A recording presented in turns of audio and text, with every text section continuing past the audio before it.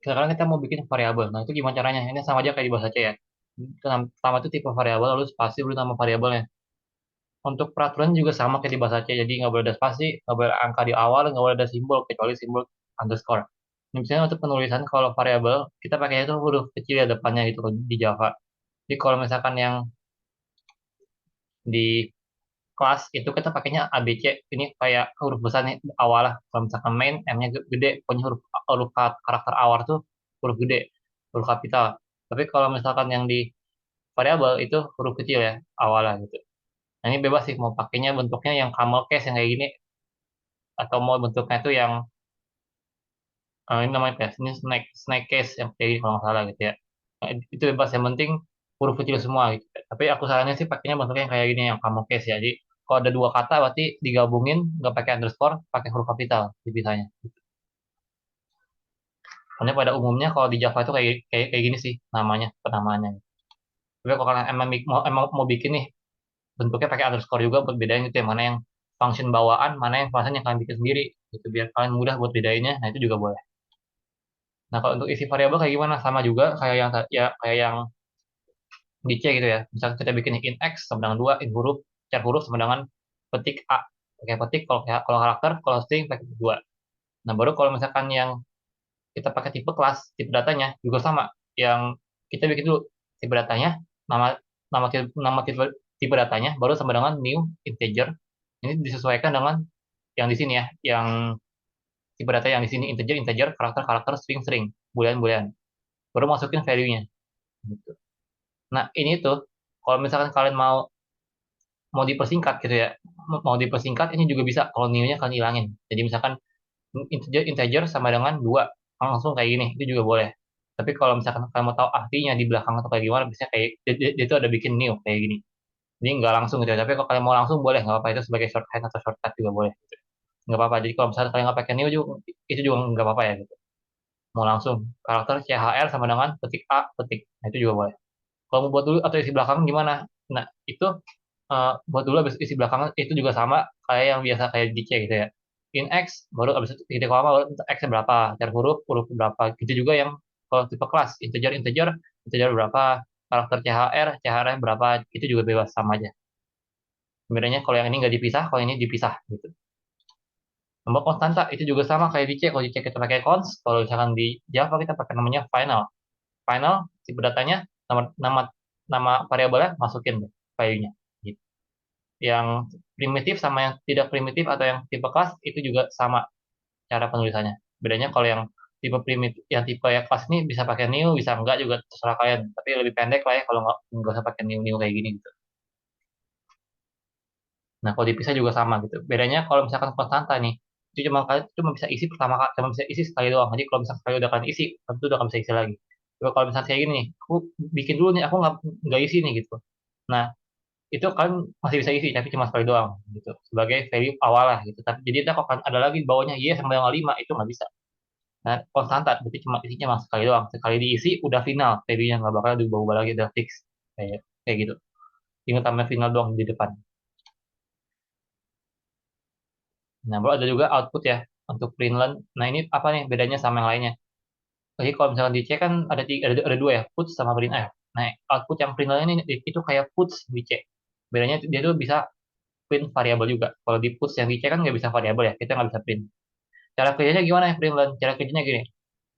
Jadi sebenarnya kalau println itu sama kayak puts ya di C. Cuma bedanya dia ada fitur tambahan. Jadi kayak istilahnya kalau puts itu kan kita cuma bisa print kan string ya, di dalam itu bisa teks kalimat. Puts isi string atau kalimatnya dia udah langsung auto print, auto enter juga. Nah, ini juga sama gitu, ada auto enter juga. Nah, cuma di sini itu kita bisa tambahin kayak variabel nih, kita pakai tanda plus aja gitu. Jadi misalkan di antara ini teks sama di antara titik, aku pengen tambahin, aku pengen print isi dari variabel X, yang itu adalah 3. Aku pengen print. Nah, itu bisa banget. Gimana caranya? Ya tinggal tambahin aja plus, spasi, X, spasi. Jangan lupa ya, tambahin spasi di antara plusnya gitu. Kadang error soalnya kalau nggak ditambah spasi. Jadi biar lebih aman, tambahin spasi di antara plusnya. Jadi, aku print ini teks spasi, nah baru habis itu aku spasi lagi ada plus, spasi lagi x, spasi lagi plus, spasi lagi baru print apa lagi titik. Nah, udah di ini teks baru spasi, spasi dari yang di sini baru 3 gitu. dari X-nya baru habis itu titik, kayak gitu ya. Nah, print line itu langsung auto enter, jadi kalau kalian lihat di sini habis satu titik dia langsung enter, dua titik langsung enter, habis print X-nya langsung enter. Habis print ini teks 3 ntar dia ada enter lagi sebenarnya di bawah sini, kayak gitu ya, karena print line. Nah, sama aku mau kasih tahu juga kalau misalkan yang di sini tuh eh, kalau misalkan dia tuh ada jumlah-jumlah kayak gini, ini tuh sebenarnya dia tuh ubah dulu semuanya, dia gabungin ke dalam bentuk string. Sudah digabung ke bentuk string, baru deh dia bisa ubah ke bentuk, baru dia print gitu. Jadi dia ubah dulu ke bentuk string nih, baru dia print kayak gitu. Kalau di push kayak kayak push aja gitu, push kan nggak bisa ngeprint selain daripada string. Itu juga yang di print, ini dia ubah dulu ke bentuk string dari sini, baru ntar dia print gitu. Jadi kalau misalkan pengen dibikin ya kayak kayak gini misalnya, string misalkan gitu ya, string y gitu misalnya sama dengan ini teks spasi plus x plus titik.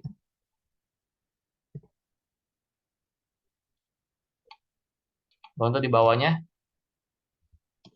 system dot out dot println, baru masukin y. Nah, ini tuh bisa ya yang kayak gini gitu. Jadi ini no problem gitu. Yang yang kayak gini gitu. Ini sebenarnya awal tuh dia tuh bentuknya kayak gini lah kalau buat kalian belajar gitu ya, buat mudahnya kayak gini. Misalnya dia tuh masukin dulu ke bentuk string, baru ntar dia print stringnya gitu. Nah, kalau di string ini dia tuh bisa ditambah-tambah kayak gini gitu. Kalau di cek kan nggak ada yang dia nggak ada string, makanya nggak bisa. Adanya array of char. Kalau array of char nggak bisa ditambah-tambahnya gitu. Tapi kalau string bisa ditambah. Jadi habis ini teks spasi ya ntar ada lagi isinya variabelnya. Kalau ada lagi isinya apalagi nih titik gitu. Jadi bisa ya ditambah-tambahin kayak gini kalau misalkan di bahasa Java sebagai kayak untuk nge-append gitu. Append tuh bahasa Indonesia aku lupa apa, tapi untuk nambahin lah kayak gitu ya, untuk nambahin di belakangnya kayak kayak gitu. Nah, untuk ini kalian tuh bisa kalau misalkan mau singkat gitu, ini kan panjang lah sistem .out println buat ngeprint doang. Nah, cara cepatnya gimana? Kalian bisa siso baru kontrol spasi aja di kontrol, habis itu kontrol spasi di keyboard kalian pas di Eclipse. Nanti dia otomatis langsung berubah ke bentuk sistem out.out.println. Kalau nggak sisal, kalian bisa juga salt atau nggak sisal. Ini kan pilih aja salah satu dari ini antara tiga ini ya. Bebas mau sisal, sisal atau salt, itu bebas mau pilih yang mana gitu. Nah kan habis itu tinggal kontrol spasi tadi otomatis langsung bikin jadi system.out.println. Nah ada lagi yang print system.out.print, nggak ada len-nya nih, nggak ada ln-nya. Artinya apa? Artinya dia nggak auto new line. Misalnya kalau ingat aja, kalau ada ln berarti ada backslash n di akhir, dia ada kasih otomatis jadi auto enter. Kalau nggak ada backslash n atau nggak ada ln-nya, ya berarti otomatis dia nggak auto enter gitu. Tapi secara pakainya sama kok sama yang print. Bedanya yang satu auto enter, yang satu lagi nggak auto enter gitu. Ada lagi printf. Printf ini sama banget kayak di C. Di kalau depan nas bracket kan sering-sering pakai printf di C, ya udah sama cara kerjanya gitu. Cuma bedanya ini pakai sistem printf. Kalau di C yang langsung printf kayak kayak gitu kan. Ini pakai backslash n juga dan semacamnya.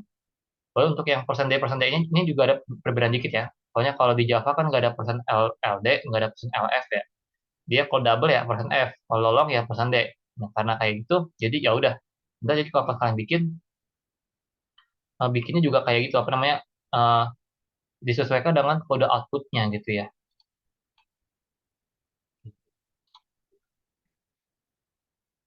Cuma beda di sisi antara C sama Java ya kalau di printf-nya. Nah, ini ada lagi yang lambang-lambang ini juga sama kayak di C ya. Kalau backslash, kamu bikin backslash ya udah double kayak gini. C1 ada backslash petik 1, petik 2 backslash petik 2. Tab ya backslash T. Mau mau new line ya backslash N. Ini contohnya, ini teks 1, aku backslash N 2 kali, baru dia tambahin lagi backslash N di akhir kan auto enter, jadi ini 3 kali nih. Dia enter sekali, 2 kali, 3 kali, baru dia print ini teks 2, ada backslash N sekali. Baru tambah lagi backslash N di akhir yang auto, berarti jadi 2. Enter 1, enter 2. Baru di sini ada backslash N juga 1 kan. Ya udah berarti nanti dia endingnya ada enter lagi nih sekali di akhir gitu. Nah ini untuk yang backslash 2 ini backslash 2, backslash petik itu petik, backslash petik 2 itu petik 2, backslash T itu tab. Kalau kalian lihat di sini, nanti itu ada space ya. Space-nya kayak dua gitu, kayak ada dua space, jadi dia itu tab bentuknya, bukan spasi. Lalu ada lagi bikin array. Bikin array juga sama, cuma bedanya kalau di C kan kita bikin array tipe data namanya baru arraynya, gitu kan ya, baru slotnya, kurung sikunya. Kalau di Java tipe datanya kurung sikunya baru namanya, jangan kebalik. Jadi ya, jadi kurung sikunya di kiri gitu ya, bukan di kanan. Sama kalau di C kita kan habis taruh kurung siku kita bisa langsung declare nih berapa slotnya. Nah kalau di Java itu nggak bisa. Jadi kalau kita bikin, ya kita bikinnya kosong kayak gini dulu gitu. Jadi kita cuma bikin, oke di area berapa dimensi, udah cuma kasih tahu itu.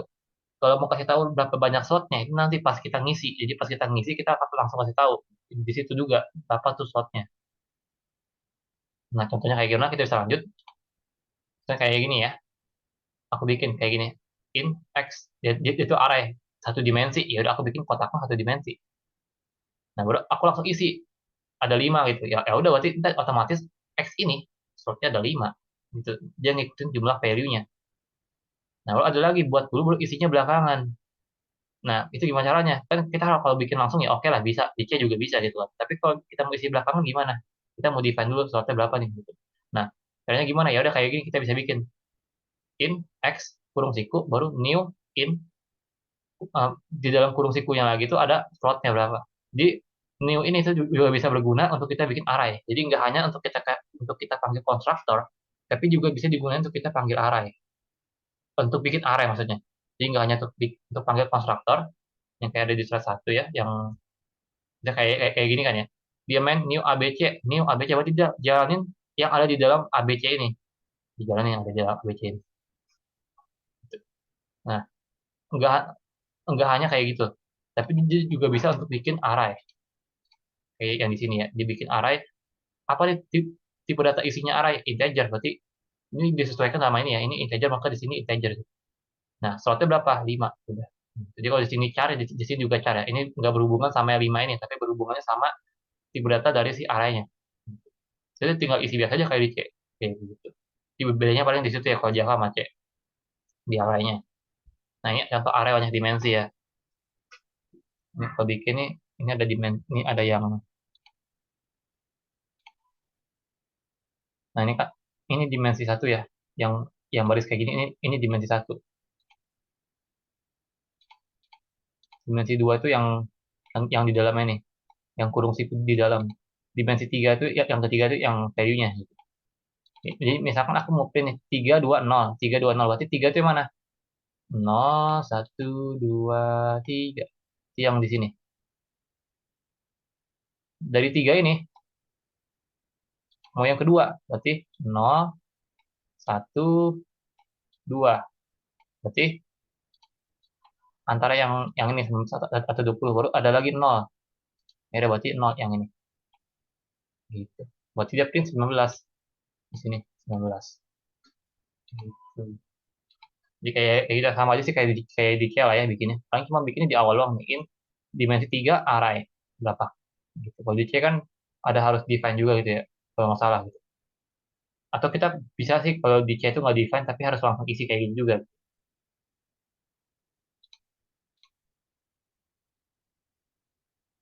Nah, ada lagi input itu scanner. Apa tuh scanner? Itu gunanya untuk kita nge-input. Kalau di Java kita harus bikin dulu nih untuk variabel untuk nge-inputnya. Itu nggak bisa auto kayak di C itu ya, tinggal pakai function scanf langsung bisa nge-input. Kalau di Java kita harus bikin dulu variabel khusus untuk nge-input. Baru kita pakai variabel untuk nge-input. Kayak misalnya kalau kita mau nge-scan sesuatu nih, kita kan harus beli dulu scannernya. Kalau scanner yang udah ada, baru kita bisa nge-scan. Kalau scanner yang belum ada, kita nggak bisa nge-scan. Kayak gitu istilahnya kalau di Java. Nah, untuk bisa dapetin scannernya ini, untuk bisa bikin, kita perlu namanya library java.util.scanner yang ada di sini nih. Jadi kita import dulu nih java.util.scanner. Nah, setelah kita udah import, udah kita masukin, udah input, oke, kita udah misalnya udah dapet nih ilmunya, gimana cara bikin scanner. Nah, sekarang kita bikin scannernya. Nah, cara bikin scannernya gimana? Caranya gini, scanner, kalau kalian kayak gini, scanner, scan. Ini nama scanner ya bebas, namanya apa? New scanner. Jadi kita bikin variabel yang namanya variabel yang tipe datanya itu scanner. Baru kita masuk ke system.in, artinya dia itu untuk input lah, kayak gitu ya. Digunakan untuk input. Mungkin ada kegunaan lainnya dari scanner, tapi aku nggak tahu gitu ya. Cuma tahu untuk input doang, jadi pakai system.in. Nah, baru aku print nih input angka. Ya udah, input angkanya berapa? Aku isi 210. Nah, cara masukinnya gimana? Dari sini nih, aku pakai scan. Kan scanner udah ada nih. Aku udah punya scannernya. Scannernya itu aku namain aku label scan. Nah, dari situ ada banyak tombol. Bisa tombol next in, tombol next line, next double, next float, dan semacamnya. Itu apa gunanya? Itu untuk kasih tahu kalau yang kita mau scan, yang mau kita input, itu tipe datanya apa. Nah, ini kan aku mau inputnya kan ke angka satu ya. Angka satu ini kan integer ya, in. Nah, integer, berarti ya udah nextnya next integer, next in. Kalau misalkan double, berarti next double. Kalau long, berarti next long. Disesuaikan dengan tipe datanya. Next, tipe datanya apa. Kecuali kalau karakter sama string. Kalau string, pakainya next line. Kalau karakter itu next doang. Dot next. Kalau yang string, next line. Selain untuk bisa input string, dot next line itu juga bisa digunakan sebagai pengganti getter. Karena tahu di C, kita kan harus makan enternya ya. Kita kalau kita nge-input suatu nilai, kita enter, itu enternya juga masuk ke dalam satu variabel kalau kita nggak makan enternya. Nah, kita kan nggak mau ya di dalam satu variabel itu ada enternya. Itu kan kita pengennya cuma benar-benar murni value-nya, nggak ada enternya gitu. Tapi kalau kita nggak nge-enter di terminal ya, ya kita gimana mau input? Jadi kita nge-inputnya harus nge-enter gitu. Nah, berarti caranya gimana? Ya udah kita makan enternya dengan getchar. Kalau di Java, getcharnya bisa juga menggunakan scan.nextLine kayak gini. Gitu. Jadi aku habis input next ini kan aku enter tuh, aku bakal enter, enternya dimakan sama scan.nextLine. Gitu. Baru aku print lagi input karakter, masukin C. Nah, di sini aku pakai string gitu ya. Jadi kalau misalnya di sini aku input Cici juga bisa sebenarnya bisa masuk sih gitu ya. Nah, cuma kalau ya kayak gini kalau misalkan kita mau input string. Oh ya, kalau kalian mau string, kalau misalnya kalau di C, gak peduli dia inputnya string, gak peduli inputnya karakter, pokoknya ada getchar gitu kan. Tapi kalau misalkan di Java, kalau kita khusus nih untuk input string, dia udah otomatis makan enter di akhir itu udah otomatis dimakan. Jadi kita nggak perlu lagi nambahin lagi. Habis scan.next line-nya kita tambah lagi di akhir scan.next line untuk makan enter. Itu nggak usah. Karena di scan.next line ini dia udah otomatis eliminasi tuh enter di akhir.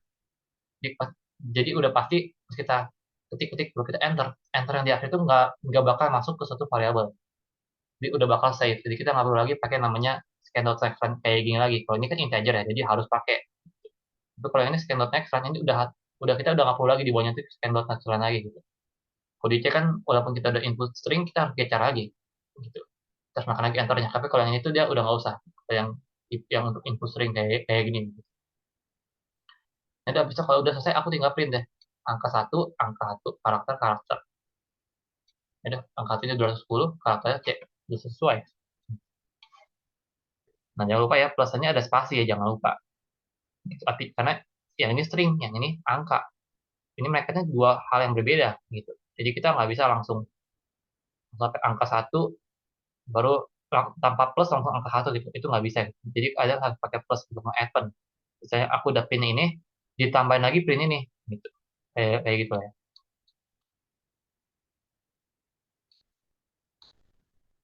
Nah, baru kalau mungkin kalian nanya, kalau gitu kalau misalkan mau pengen scan karakter gimana? Ya, kan kayak gitu ya. Bisa juga pakai dot next. Tapi biasanya ya, mau- aku jarang pakai dot next ya. Jadi aku kurang tahu kelemahannya apa. Tapi biasanya aku pakai next line. Gimana caranya? Jadi aku pakai inputnya sering kayak kayak gini. Habis aku scan, aku cek itu panjangnya satu atau dua atau tiga. Kalau lebih dari satu panjangnya, ya udah. Berarti aku anggap itu bukan karakter kan. Dia bakal minta ulang inputnya. Tapi jika panjangnya satu, berarti dia bakal stop. Gitu. Dia bakal lanjut nih. Gitu. Berarti emang udah karakter. Kayak gitu. Nah, ini ada lagi ya, ada function atau method. Ini ada, ini sebenarnya sama sih ya kayak di bahasa C kan, mudahnya gitu aja. Mau bikin function atau method dalam bahasa Java itu mudah kayak di bahasa C. Sama caranya. Nah, bedanya apa function sama method? Function itu kayak di bahasa C, jadi itu nggak dibikin di dalam kelas. Kan kalau di dalam bahasa C kan kalian nggak ada bikinnya kayak kelas-kelas kayak gini. Kalian langsung langsung ke langsung langsung main aja kayak gitu kan, langsung main, lu coding di dalamnya. Kalian nggak perlu lagi bikin yang namanya kelas-kelas kayak gini. Tapi kalau di Java main-nya itu pasti ada di dalam kelas. Kalau kita bikin function pasti ada di dalam kelas. Kalau kita mau bikin variabel pasti ada di dalam kelas. Semuanya ada di dalam kelas.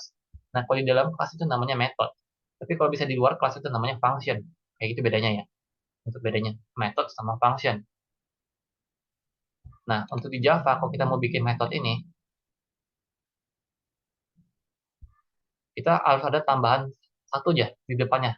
Kalau di C kan kita langsung void, print, masukin bla bla bla gitu kan. Kalau di Java kita cuma tambahan satu aja di depannya, yaitu access modifier. Access modifier itu apa aja? Itu apa maksudnya dan semacamnya. Nah, itu kalian pelajari nanti di pertemuan-pertemuan selanjutnya lah ya. Itu juga yang penting sekarang ini kalian nanti dulu. Kamu mulainya gini, kalau kalian sekarang mau bikin function, method, awalnya kan tambahin public spasi. Gitu. Nanti di pertemuan selanjutnya kita akan belajar ada apa aja sih access modifier ini.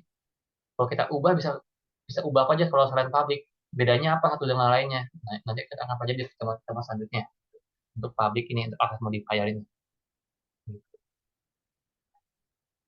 Banyak kan kayak gini, aku bikin function method print untuk ngeprint, calculate untuk kalkulasi gitu.